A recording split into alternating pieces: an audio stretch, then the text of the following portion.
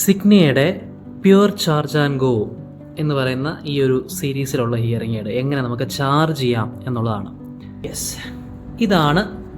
ഇതാണ് നമ്മുടെ ചാർജർ എടുക്കുക, പ്ലഗ് ഇൻ ചെയ്യുക.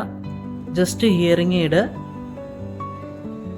ഈ ഒരു പോർട്ടിൻ്റെ അകത്തോട്ട് വയ്ക്കുക എന്നുള്ളതാണ്. കണ്ടോ, ആ ഒരു ഗോൾഡ് കളർ കണ്ടോ, അതേ കോണ്ടാക്ട് ഏരിയയിലും ഉണ്ട്. അപ്പോൾ ഈ ഒരു കോണ്ടാക്ട് ഏരിയ കറക്റ്റ് ആകുമ്പോഴാണ് ചാർജ് കയറുന്നത്.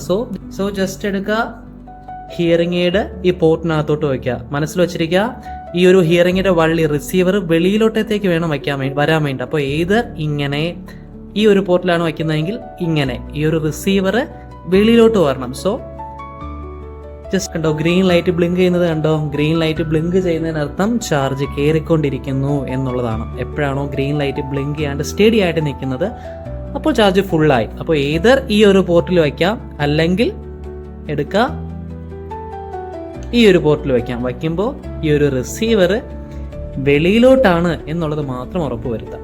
Okay, so yes.